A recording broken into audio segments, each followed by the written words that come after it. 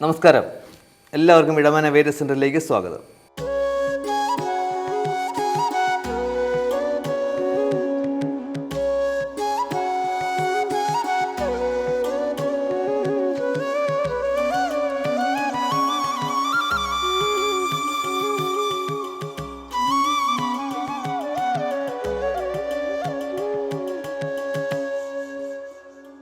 വളരെ വ്യത്യസ്തമായ ഒരു വിഷയത്തെക്കുറിച്ചാണ് ഇന്ന് സംസാരിക്കുന്നത്.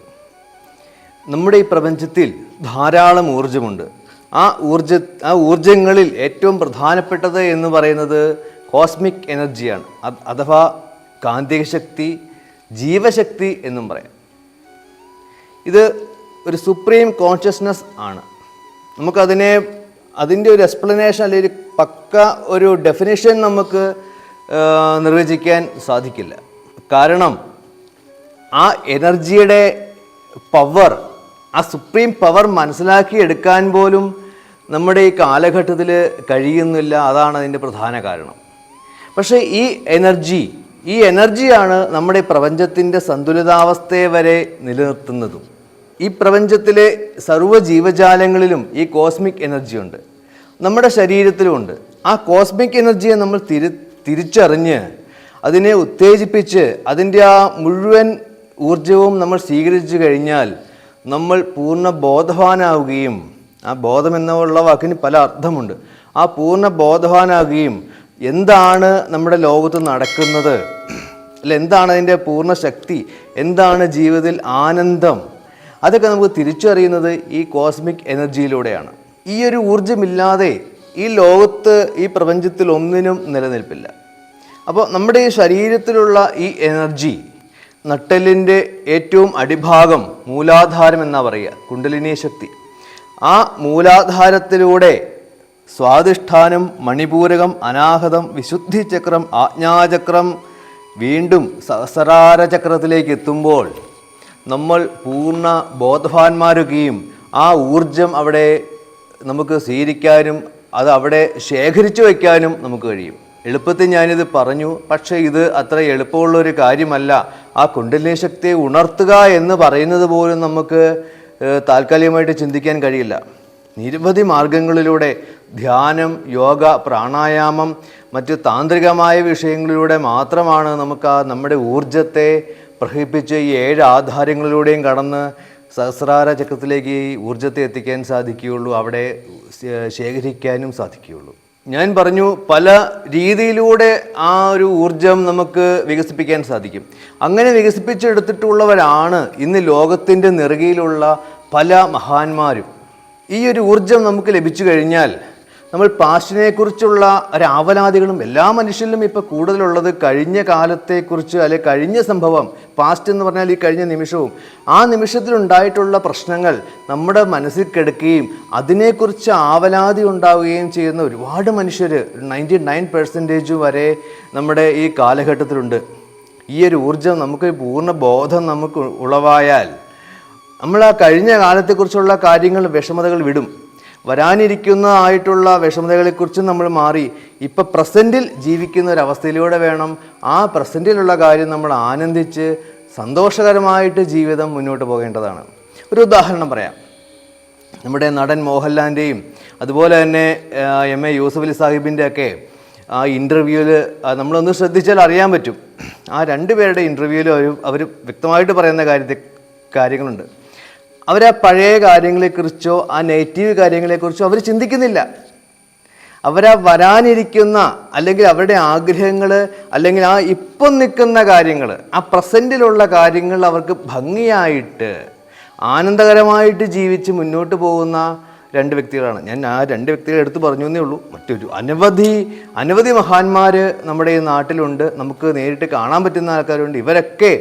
ഇവരുടെ ആ ഒരു ശക്തിയെ ഉത്തേജിപ്പിച്ച് ജീവിതത്തിലൂടെ വളരെ ഉയരത്തിലേക്ക് എത്തിച്ചേർന്നിട്ടുള്ള ആൾക്കാരാണ്. മറ്റൊരു പ്രധാനപ്പെട്ട കാര്യം എന്ന് പറയുന്നത്, ഇതെല്ലാവർക്കും സാധിക്കുമോ എന്ന് ചോദിച്ചാൽ തീർച്ചയായിട്ടും സാധിക്കും. പക്ഷേ ഇത് വ്യക്തമായിട്ട് പഠിച്ച ഒരു യഥാർത്ഥ ആചാര്യനിൽ നിന്ന് വേണം നമ്മളിത് സ്വീകരിക്കുവാനും അത് കാര്യങ്ങൾ പഠിക്കുവാനും. കഴിവതും ഓൺലൈൻ ഉപയോഗിക്കാതിരിക്കുക. കാരണം എന്താണെന്ന് വെച്ചാൽ ഓരോ വ്യക്തിയുടെയും ശാരീരികവും മാനസികവുമായ അവസ്ഥ വളരെ വ്യത്യസ്തമാണ്. ഓൺലൈനിലൂടെ ഒരു ഗുരുവിന് അല്ലെങ്കിൽ ആചാര്യന് ആ വ്യക്തിയെ കാണുവാനോ നേരിട്ട് സംവദിച്ച് ആ ശാരീരികമായിട്ടും മാനസികമായിട്ടുള്ള ആ ഒരു പവറിനെ കുറിച്ച് മനസ്സിലാക്കാനോ സാധിക്കില്ല. ഒരു ഗ്രൂപ്പായിട്ടുള്ളൊരു കാര്യങ്ങളിലേക്കേ പോകാൻ സാധിക്കുകയുള്ളൂ. അങ്ങനെയല്ല വേണ്ടത്. ആ വ്യക്തിയെ കണ്ട് മനസ്സിലാക്കി ആ വ്യക്തിക്ക് വേണ്ട കാര്യങ്ങളാണ് ആ ആചാര്യൻ കൊടുക്കേണ്ടത്. അതിലൂടെ മാത്രമേ നമ്മുടെ ശക്തിയെ ഉണർത്തുവാൻ സാധിക്കുകയുള്ളൂ. ആ ശക്തി ഉണർന്ന് ആ ഒരു പവറിലേക്ക്, ഊർജം നമ്മളിലേക്ക് എത്തിക്കഴിഞ്ഞാൽ നമുക്ക് ലോകത്ത് ചെയ്യാൻ സാധിക്കാത്തതായിട്ടുള്ള ഒരു കാര്യവുമില്ല. നമ്മൾ എന്താണോ ആഗ്രഹിക്കുന്നത് ആ ആഗ്രഹിക്കുന്ന കാര്യങ്ങൾ ആ കോസ്മിക് പവറിലൂടെ നമ്മളിലേക്ക് തന്നെ വന്നു ചേരുന്ന ഒരവസ്ഥയുണ്ടാവും. ആ അവസ്ഥ ഈ പറഞ്ഞ പല മാർഗങ്ങളിലൂടെ അത് മെയിൻറ്റെയിൻ ചെയ്തു പോയാൽ ഈ ലോകത്തെ തന്നെ മാറ്റിമറിക്കാൻ കഴിവുള്ള ഒരു എനർജി ആയി ഈ കോസ്മിക് എനർജി നമ്മളിൽ മാറുകയും ചെയ്യും. എല്ലാ ജീവികളിലും രണ്ട് തരം പ്രധാനപ്പെട്ടതായിട്ടുള്ള ശക്തിയാണുള്ളത്. ഒന്ന് ജീവശക്തിയും മറ്റൊന്ന് ബോധശക്തി. ആ ജീവശക്തി എന്ന് പറയുന്നത് നമ്മുടെ പ്രാണനാണ്, അതായത് നമ്മുടെ ശരീരത്തിലെ ചൂട് നിലനിർത്തുന്നത്. ബോധശക്തി എന്ന് പറയുന്നത് നമ്മുടെ ഒരു കോൺഷ്യസ്നെസ് ആണ്, ആ ഒരു ബോധത്തെ ഉളവാക്കുന്നതാണ്. ആ ഒരു ബോധമുണ്ടെങ്കിലേ നമുക്ക് നല്ല രീതിയിൽ മുന്നോട്ട് ജീവിതത്തിലൂടെ പോകാൻ സാധിക്കുകയുള്ളൂ. ഈ രണ്ട് തരം ശക്തികളും ഈ കോസ്മിക് എനർജിയെ ബന്ധപ്പെട്ടാണ് നിലനിൽക്കുന്നത്. നമ്മുടെ നിത്യജീവിതത്തിൽ ഒരല്പം സമയം ഈ ഒരു കാര്യത്തിന് വേണ്ടിയിട്ട് നമ്മുടെ ശാരീരികവും മാനസികവും കുടുംബപരമായിട്ടുള്ള ഒരു ഉയർച്ചയ്ക്ക് വേണ്ടിയിട്ട് മാറ്റിവെച്ചാൽ തീർച്ചയായിട്ടും നമുക്കിത് പ്രാക്ടീസ് ചെയ്യാവുന്നതാണ്. പല വിധത്തിലൂടെ നമുക്ക് ചെയ്യാൻ സാധിക്കും. ഇപ്പോൾ യോഗയാണെങ്കിലും ആ യോഗ തന്നെ പല രീതിയിലുണ്ട്. ധ്യാനം പല രീതിയിൽ, പല മുദ്രകൾ കാണിച്ച് നമുക്ക് യോഗ പ്രാക്ടീസ് ചെയ്യാൻ സാധിക്കും. അപ്പോൾ അതിലൂടെ നല്ല ആചാര്യം നമ്മളിത് മനസ്സിലാക്കി കഴിഞ്ഞാൽ തീർച്ചയായിട്ടും ആ ഒരു വ്യക്തിയിലുണ്ടാകുന്ന മാറ്റം നമ്മുടെ സമൂഹത്തിനും അതുപോലെ തന്നെ നമ്മുടെ രാഷ്ട്രത്തിനും വളരെ ഉന്നതിയിലേക്ക് നയിക്കും. നമുക്കിത് ചെയ്യണമെങ്കിൽ ആദ്യം വേണ്ട ഒരു കാര്യമുണ്ട്. അഹംഭാവം എന്നുള്ള ആ ഒരു ഭാവം, ഞാനെന്ന ഒരു ഭാവമുണ്ട്. ആ ഭാവം അങ്ങ് എടുത്ത് മാറ്റിയാൽ മാത്രമേ നമുക്ക് ഇത് പ്രാക്ടീസ് ചെയ്യാൻ സാധിക്കുകയുള്ളൂ. ആ അഹങ്കാരം, ഉള്ളിൽ നിന്ന് വരുന്ന ആ ഒരു ഭാവം മാറ്റണം. അത് മാറ്റിക്കഴിഞ്ഞാൽ തന്നെ നമുക്ക് നമ്മുടെ ഒരു പകുതി പ്രശ്നങ്ങളും നമുക്ക് ഇതിൽ നിന്ന് മാറാൻ സാധിക്കും. ചില ആൾക്കാരെ നമുക്ക് കാണുമ്പോൾ തന്നെ നമുക്കറിയാം ആ ആളിലുള്ള ഒരു പ്രഭാവലയം, ഒരു ഓറ, ആ ഒരു ശക്തി, അതൊക്കെ ഈ പല മാർഗങ്ങളിലൂടെ അവരുടെ ആ ഒരു കോസ്മിക് എനർജി വർദ്ധിപ്പിക്കുന്നത് കൊണ്ടാണ്. എത്രയോ വലിയ മഹാന്മാരെ നമ്മൾ ശ്രദ്ധിച്ചാലും വീണ്ടും നമ്മളിലേക്ക് അവരുടെ കണ്ണുകൾ പോകണമെങ്കിൽ, അവരിൽ നിന്ന് കണ്ണുകൾ എടുക്കാതിരിക്കണമെങ്കിൽ അവർക്കൊരു വശ്യതയുണ്ടാവും, ഒരു അട്രാക്ഷൻ ഉണ്ടാവും. ആ അട്രാക്ഷൻ വരുന്നത് അവർ നിത്യജീവിതത്തിൽ അവർ പ്രാക്ടീസ് ചെയ്യുന്ന ചില സാധനകളിലൂടെയാണ്.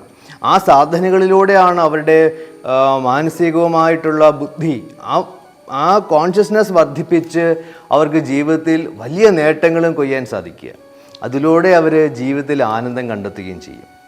നമ്മൾ ജീവിക്കുന്നതെല്ലാം സന്തോഷിക്കാൻ വേണ്ടിയിട്ടാണ് അല്ലേ? എല്ലാ കാര്യങ്ങളും ചെയ്യുന്നു അവരവർക്ക് ഇഷ്ടമുള്ള, അവർ ജീവിതത്തിൽ സന്തോഷിക്കാനാണ്, ആനന്ദം കണ്ടെത്താനാണ്. ആ ആനന്ദം കണ്ടെത്താൻ നമ്മുടെ സന്മാർഗത്തിലൂടെ, ഈ നല്ലൊരു മാർഗത്തിലൂടെ നമുക്ക് ചെയ്താലും തീർച്ചയായിട്ടും എന്തെന്നില്ലാത്തൊരു ആനന്ദത്തിലേക്ക് നമുക്ക് ജീവിതത്തെ കൊണ്ടെത്താൻ സാധിക്കും. നമ്മുടെ വീട്ടിൽ ചെറിയ രീതിയിൽ പോലും നമുക്കിഷ്ടമുള്ള ഒരു ദേവതയെ, ഏത് മതത്തിലായാലും അതാത് ദേവതയെ പ്രാർത്ഥിച്ച് അതാത് മന്ത്രങ്ങൾ, അല്ലാതെ ആ പ്രാർത്ഥനാ കാര്യങ്ങൾ നമ്മുടെ മനസ്സിൽ പ്രാർത്ഥിച്ചിരുന്നാൽ പോലും, കോൺസെൻട്രേറ്റ് ചെയ്താൽ പോലും നമുക്ക് തന്നെ ആ നമ്മളിലുള്ള ശക്തിയെ നമുക്ക് തിരിച്ചറിയാൻ സാധിക്കും. അതിന് മറ്റൊന്നും ചെയ്യേണ്ട ആവശ്യമില്ല. ഒരു ആചാരം ഇല്ലെങ്കിൽ പോലും നമുക്ക് സ്വന്തമായിട്ടിരുന്നൊരു 10 മിനിറ്റ് ആ ഒരു നമുക്ക് ഇഷ്ടമുള്ളൊരു ദേവത അല്ലെങ്കിൽ ഇഷ്ടമുള്ളൊരു ഒബ്ജക്റ്റ്, അതിപ്പോൾ എന്തും ആവാം, ഒരു താമരപ്പൂവാവാം, അല്ലെങ്കിൽ നമുക്ക് ഇഷ്ടമുള്ളൊരു ഒബ്ജക്റ്റ് എന്തും ആവാം. ആ ഒരു ഒബ്ജക്റ്റിനെ നമ്മൾ മനസ്സിൽ കണ്ട് പ്രാർത്ഥിച്ചാൽ പോലും നിങ്ങൾക്ക് അതിൻ്റെ വ്യത്യാസം അറിയാൻ പറ്റും. ജീവിതത്തിൽ അത് വളരെ സമാധാനമുണ്ടാകുന്നൊരു സംഭവമായിട്ട് മാറും. ഈ രീതിയിൽ എല്ലാവരും നോക്കുക, പഠിക്കാൻ ശ്രമിച്ചാൽ ആ അഹംഭാവം മാറ്റി ആ എനർജിയെ നമുക്ക് വർദ്ധിപ്പിക്കാൻ സാധിച്ചാൽ ജീവിതത്തിൽ വിജയിക്കാൻ തീർച്ചയായിട്ടും സാധിക്കും. നമസ്കാരം.